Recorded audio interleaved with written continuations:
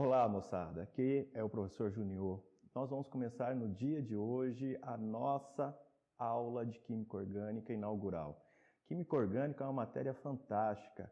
Ela ajuda a entender absolutamente todos os aspectos da natureza.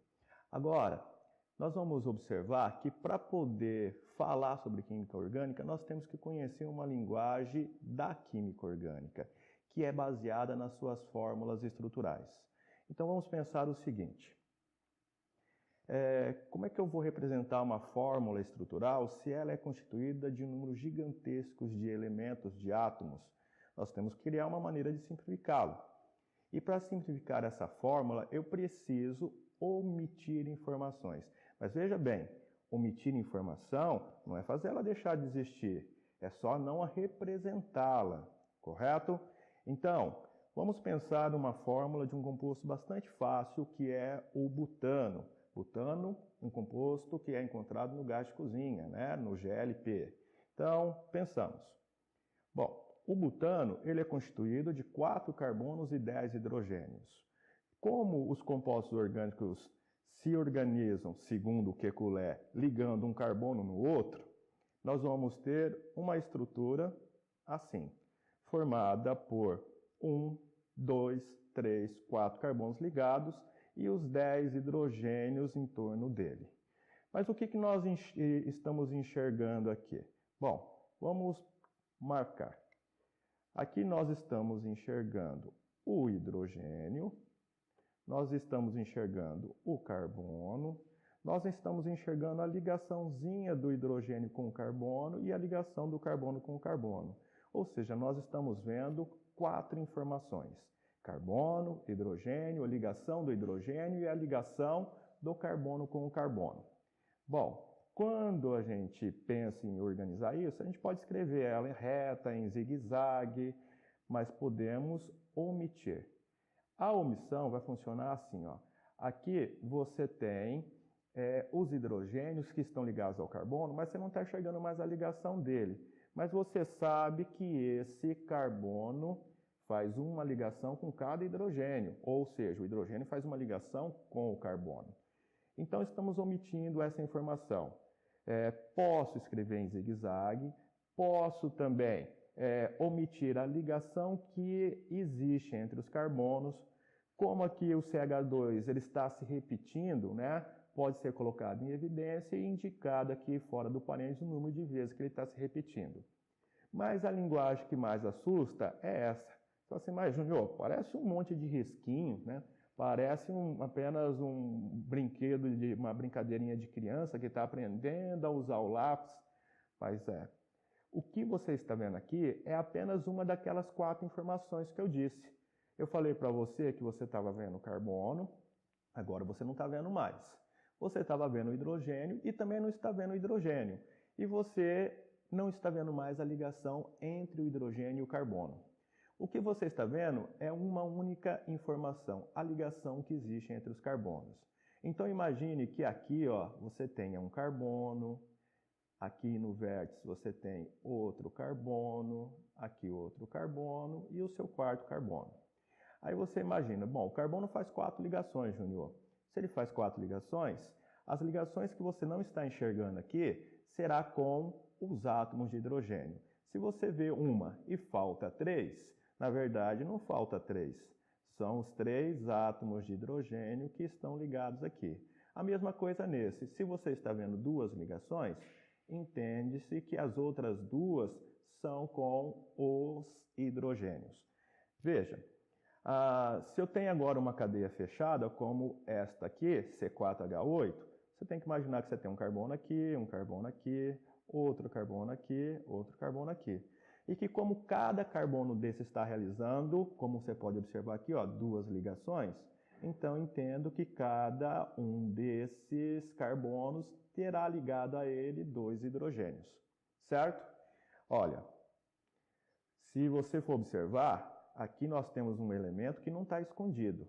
Pensa bem, amigo. Se você for esconder todo mundo, se for omitir todo mundo, haja estratégia para lembrar de tudo isso. Então, quem vai sumir é apenas esses dois átomos, o carbono e o hidrogênio, que nós vamos sempre imaginar que eles estão lá, mas não vamos ver. Os outros elementos, como o Cl, tem que estar aqui sendo mostrado. Então, eu não vou sumir com todo mundo, só o carbono e o hidrogênio. Nós temos aqui o caso do oxigênio, tá vendo? Eu omiti o carbono e os seus hidrogênios, mas o oxigênio está aqui bonitão. E a gente vai ver isso se repetir na piridina. Piridina é composto perigoso, hein? Agora, você está vendo também que aqui, entre os carbonos, tem duas ligações. Bom, se eu estou representando apenas as ligações entre os carbonos, se houver duas, tem que as duas estar lá. Se houver três, tem que as três estar lá. Eu não posso omiti-la. É a única coisa que está aparecendo. Imagina essa estrutura. Olha o tamanho dessa estrutura, meus amigos. Já pensou se a gente resolver representar indicando os 22 carbonos, os 24 hidrogênios, 2 nitrogênios, 8 oxigênios? Precisaremos então do que? Uma cartolina para fazer isso na hora da prova? Né? Não precisamos. Vamos escrever nessa forma simplificada. Bom, uma vez que nós já conhecemos essa linguagem, né, podemos imaginar que essas estruturas têm uma organização fantástica. E essa organização vai nos ajudar a dar o nome para esses compostos depois. Então, nós vamos dividir a análise das cadeias carbônicas em dois casos. As cadeias abertas e as cadeias fechadas. As cadeias abertas podem ser analisadas nos seguintes aspectos. Eu posso ter uma cadeia aberta saturada e insaturada.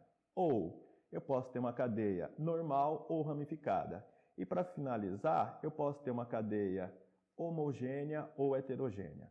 Veja, eu só estou citando as possibilidades de análise que a gente pode realizar numa cadeia aberta. Já já nós falamos como é que analisamos cada item desse. As cadeias fechadas, por sua vez, podem ser separadas em dois grupos. As cadeias aromáticas e as cadeias que não são aromáticas, que dá esse nome estranho aqui, alicíclicas, que significa que não são aromáticas, mas são fechadas.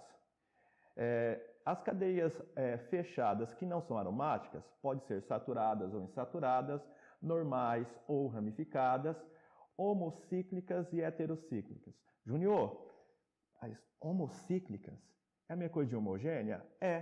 Só que nesse caso eu estou dizendo que ela é uma cadeia fechada. Estou acrescentando uma palavra a mais, né? E as cadeias aromáticas, elas podem ter um anel aromático, pode ter mais de um anel aromático.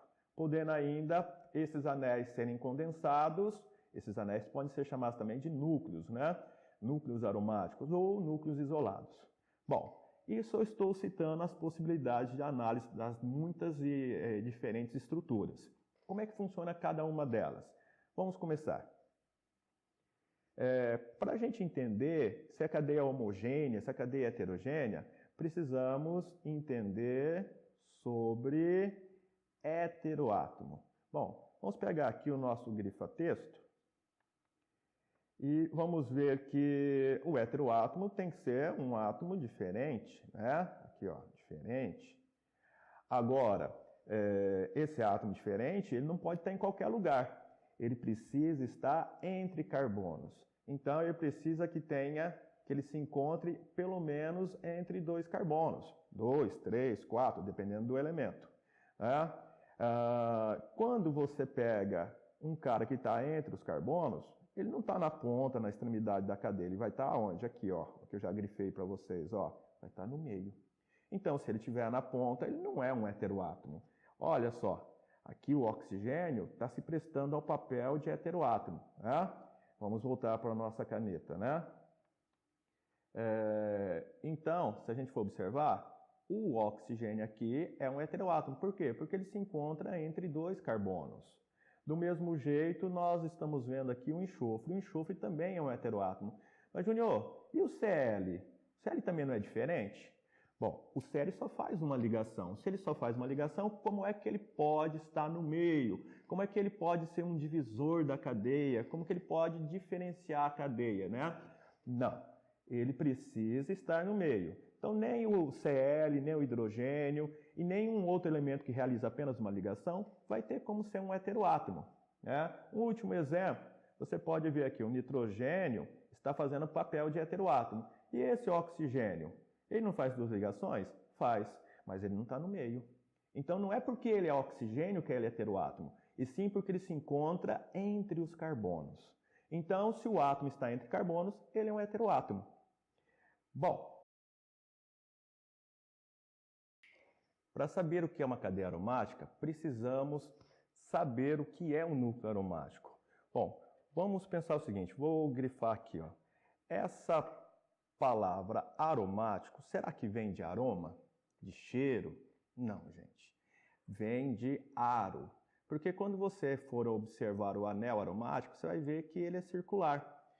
Agora, o que seria o anel aromático? Vamos entender isso. Bom, anel aromático, núcleo aromático, precisa ocorrer em cadeia fechada. Não vai ter cadeia aromática aberta, só cadeia aromática fechada. A cadeia aromática mais comum é o benzeno, que a gente vai ver um hexágono, ou seja, 6 carbonos. E é fundamental para que tenha no benzeno anel, que ele tenha duplas e simples ligações alternadas. Vamos observar. Aqui, vou até marcar com vermelhinho para ficar em destaque. Aqui, ó, nós temos uma ligação dupla, aqui outra e aqui, ó, outra. E elas estão se alternando entre as duplas e as simples. Aqui na nossa fórmula estrutural em bastões, que também pode ser chamada de fórmula estrutural em linhas, que vem sendo cobrado bastante esta representação nos vestibulares, ela também mostra a alternância aqui das duplas ligações, olha lá, com as simples ligações. Mas o que chama atenção é que essas estruturas podem estar assim também. Mas qual das duas ela vai estar? Na verdade, ela vai se alternar o tempo inteiro, porque, olha lá, vamos mostrar isso. Essas ligações aqui, elas são ligações π. Ligações π são ligações que não estão muito presas, né, entre os átomos. Então, elas podem saltar para cá, saltar para cá, saltar para cá. E a mesma coisa este outro vai fazer. Esse salto, que é sequenciado, ele permitirá que essas ligações, esses elétrons, circulem aqui a uma velocidade altíssima, distribuindo a energia por toda a estrutura, fazendo com que a energia em todos os pontos seja igual. Essa movimentação dos elétrons, criando então o nosso anel aromático, ou aro, né? Nós chamamos de ressonância dos elétrons.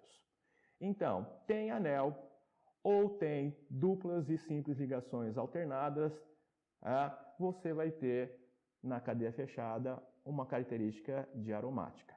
Bom, aqui nós fechamos uma primeira etapa do nosso trabalho. Para entender a classificação da cadeia, se é saturada, se é insaturada, se é homogênea, se é ramificada, te aguardo no próximo encontro. Até já!